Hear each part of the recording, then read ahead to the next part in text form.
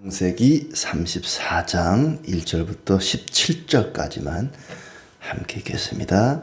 레아가 야곱에게 낳은 딸 디나가 그 땅의 딸들을 보러 나갔더니 히위 족속 중 하몰의 아들 그 땅의 주장 세겜이 그를 보고 끌어들여 강간하여 욕되게 하고 그 마음이 깊이 야곱의 딸 디나에게 연연하며 그 소녀를 사랑하여 그의 마음을 말로 위로하고 그의 아버지 하몰에게 청하여 이르되 이 소녀를 내 아내로 얻게 하여 주소서 하였더라.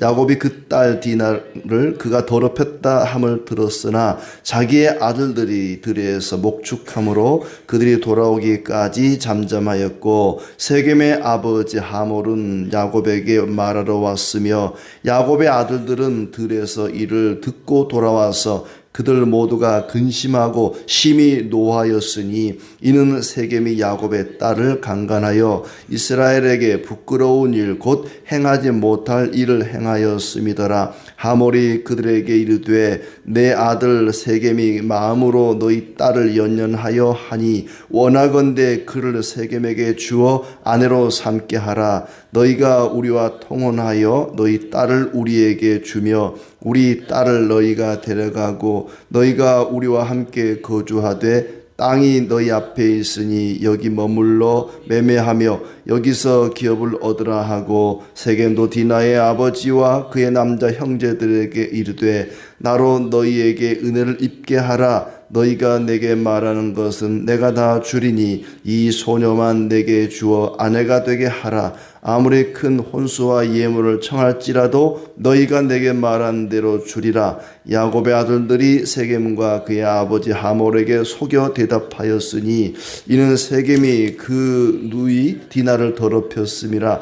야곱의 아들들이 그들에게 말하되 우리는 그리하지 못하겠노라. 할례 받지 아니한 사람에게 우리 누이를 줄 수 없노니 이는 우리의 수치가 됨이니라. 그런즉 이같이 하면 너희에게 허락하리라. 만일 너희 중 남자가 다 할례를 받고 우리같이 되면 우리 딸을 너희에게 주며 너희 딸을 우리가 데려오며 너희와 함께 거주하여 한 민족이 되려니와 너희가 만일 우리 말을 듣지 아니하고 할례를 받지 아니하면 우리는 곧 우리 딸을 데리고 가리라. 아멘. 오늘도 주님이 우리 가운데 함께 하시고 때를 따라 풍성한 은혜 주시기를 진심으로 축복합니다. 가지 많은 나무 바람 잘 날 없다고 야곱이 자녀들을 많이 두고 또 아내도 많이 두고 하다 보니까 그 이후에 여러 가지 곤란한 일들을 참 많이 겪습니다. 그 첫 번째가 오늘 말씀에 소개되고 있습니다. 외삼촌 라반의 집을 떠나게 되죠. 더 이상은 이대로 못 살겠다 하고 아내들과 자식들을 데리고 라반을 떠나가다가 뒤쫓아오는 라반을 맞닥뜨리게 되는데 하나님 은혜로 무사히 또 벗어나게 됩니다. 그리고 이제 에서를 맞이하는데 큰 두려움과 무서움 가운데 하나님 은혜로 서로 화해하게 되고 형제 간에 아주 깊은 정을 나누고 각자 헤어지게 됩니다. 그때 에서는 자기가 원래 살던 세일산으로 가고 야곱은 숫곳에 머물게 되었다. 33장 17절에 보면은 야곱은 숫곳에 이르러 자기를 위하여 집을 짓고 그의 가축을 위하여 우릿간을 지었으므로 그렇습니다. 원래 야곱의 최종 목적지는 그가 원래 태어났던 가나안 땅 중에서도 이제 헤브론으로 가야죠.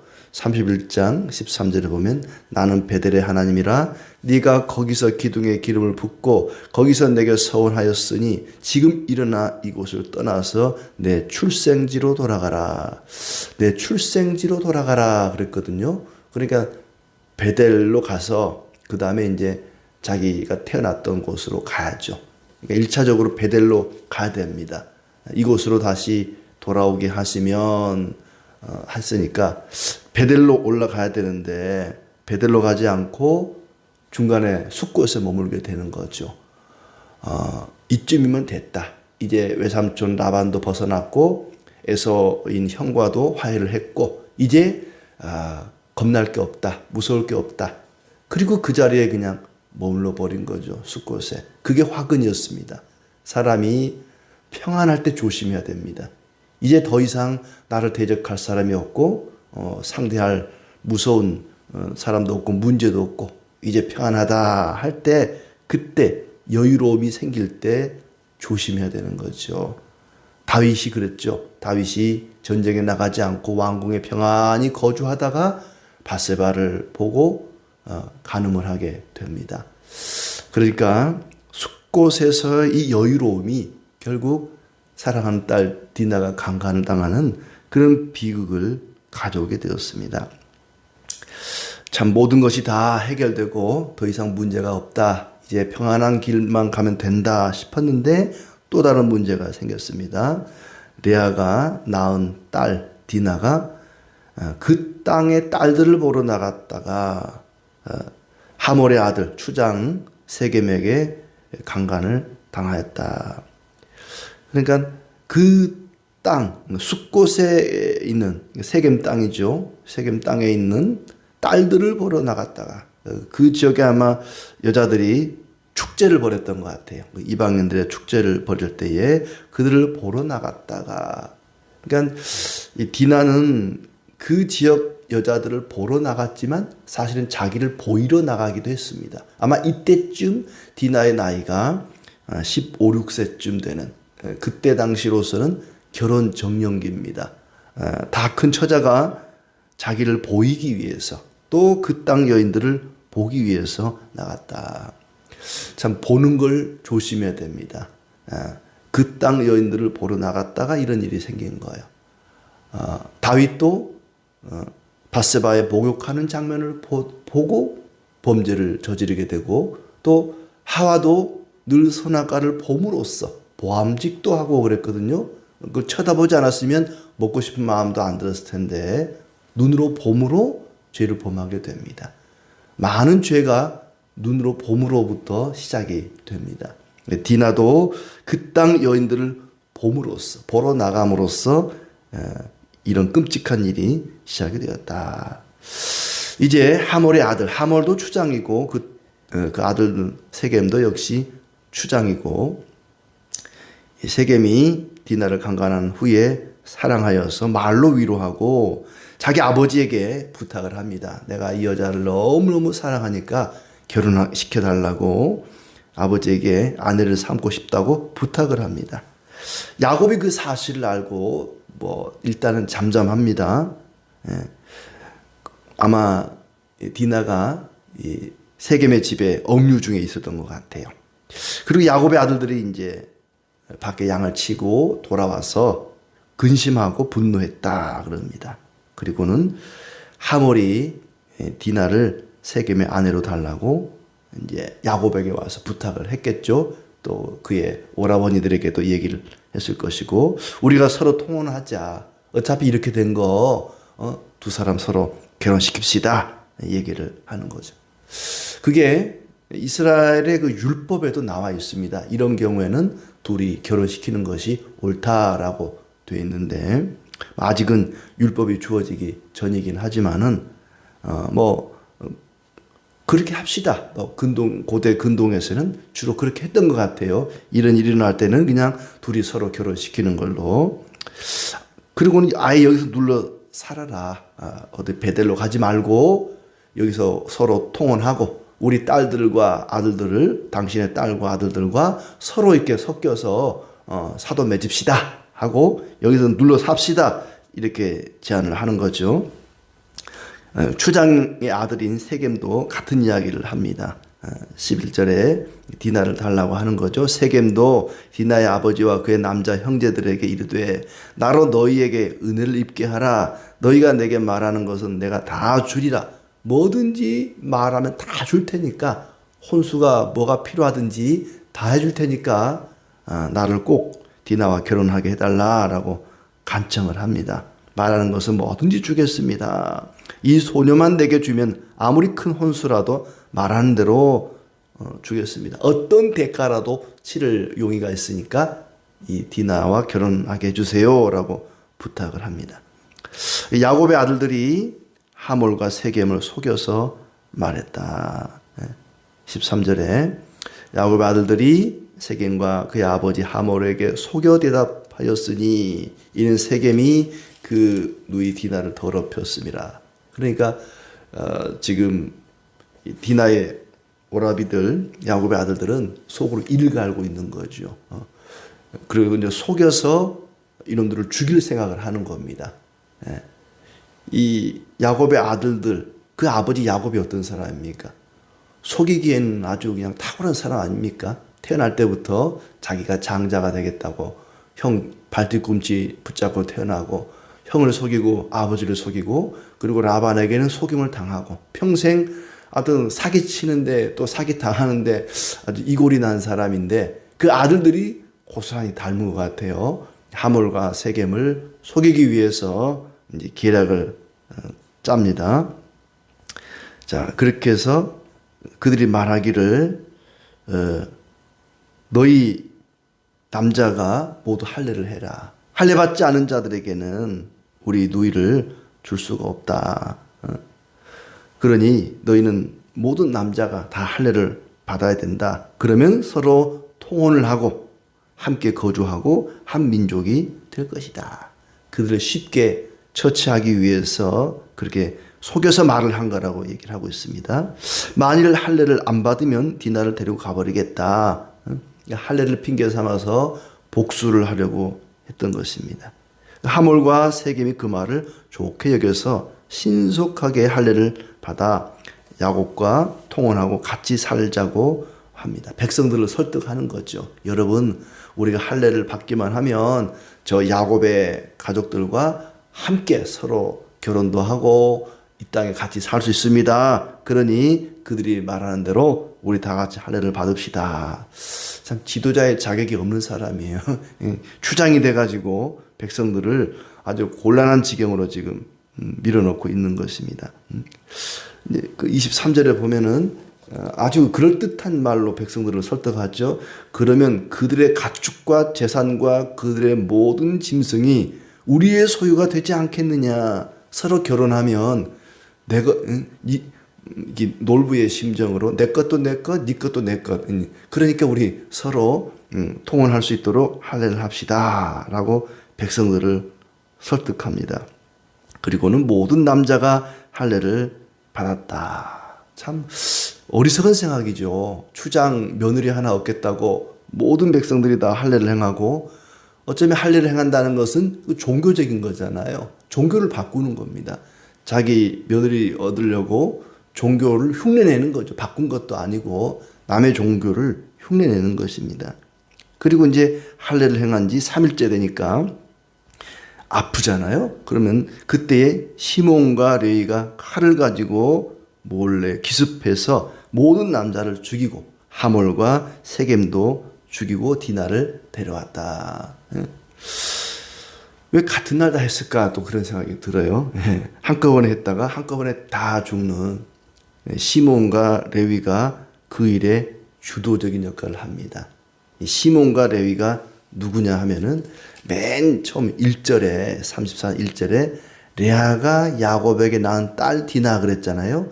바로 레아의 아들들입니다. 그러니까 배다른 형제들은 오라비들은 별로 주도적이지 않는데 같은 어머니를 뒀거든요. 야곱에게 4명의 아내가 있었는데 그 중에 첫 번째 부인인 레아의 딸이 디나고 시몬과 레위는 바로 이 레아의 아들들이죠. 그러니까 같은 어머니를 둔 오라비들이 자기 누이가 그런 욕을 당한 것을 보고는 참을 수가 없었던 것입니다. 아무리 그래도 좀 이건 지나친 처사가 아닌가. 자기 누이가 그런 욕을 당했다고 해서 한 민족의 한 부족의 남자들을 다 몰살시킨다고 하는 것은 이건 너무 지나치지 않은가 그런 생각이 들고 실제로 이제 그렇게 되니까 뭐 하몰과 세겜을 죽일 뿐만 아니라 거기에 있는 많은 것을 노력해 옵니다. 27절에 보시면 야곱의 여러 아들이 그 시체 있는 성읍으로 가서 노력하였으니 이는 그들이 그들의 누이를 더럽힌 까닭이라. 양과 소와 나귀와 그 성읍에 있는 것과 들에 있는 것, 그들의 모든 재물을 빼앗아오고 자녀들과 아내들을 사로잡고 집 속의 물건을 다 노력한지라. 너무 지나치게 사람을 죽이는 뿐만 아니라 뭐 부녀자들 그리고 재산까지도 몽땅 다 노력해서 가져왔다. 그 이야기를 듣고 야곱이 당황합니다. 너무 지나치게 했다고 생각하는 거죠.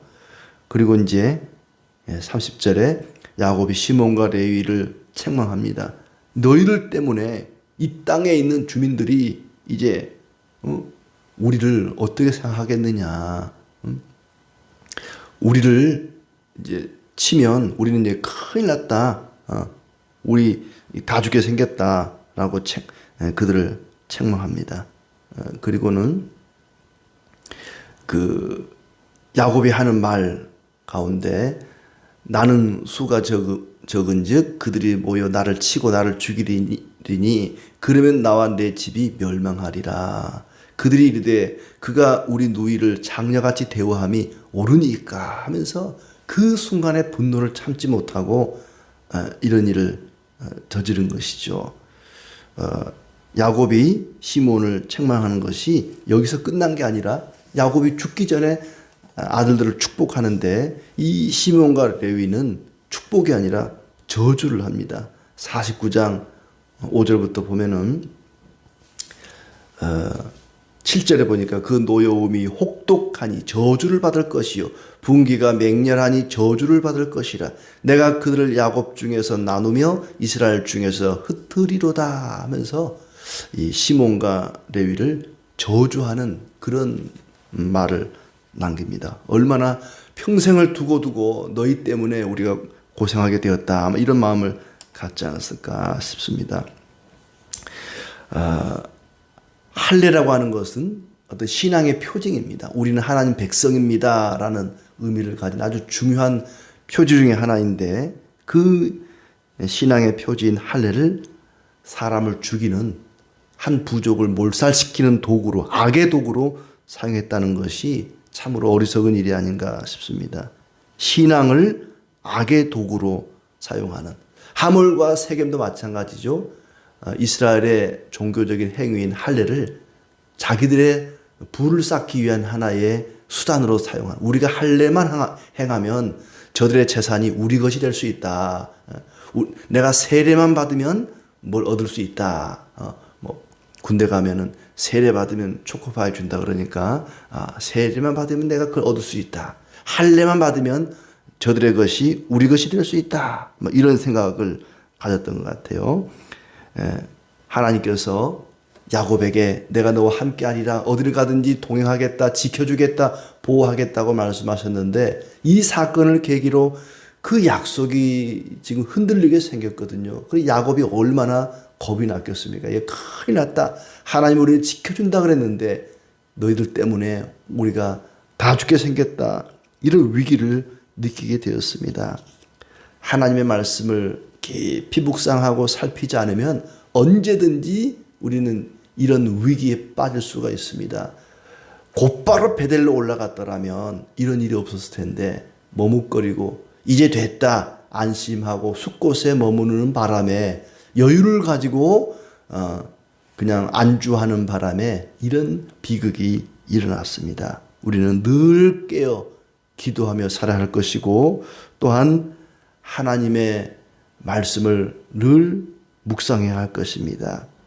베델에서 큰 은혜를 받았습니다. 야곱과 그의 가족들이 베델에서 하나님을 만나고 베델이 아니죠. 야복강 나루에서 하나님을 만나고 또 베델의 하나님을 찬양하고 큰 은혜를 체험하고 그리고 이제 출발을 했는데 하나님께 큰 은혜 받았다고 큰 체험을 했다고 신앙이 막 급성장하는 건 아닙니다. 신앙이라고 하는 것은 하루아침에 막 자라는 그런 게 아니죠. 꾸준히 매일같이 깨어서 기도하는 가운데 말씀을 묵상하는 가운데 자라가는 것이지 야복강에서 씨름하면서 하나님께 큰 은혜 받았다고 축복을 받았다고 그걸로 끝나는 게 아닙니다. 마음을 놓는 순간 바로 이런 비극이 일어나게 되는 것이죠.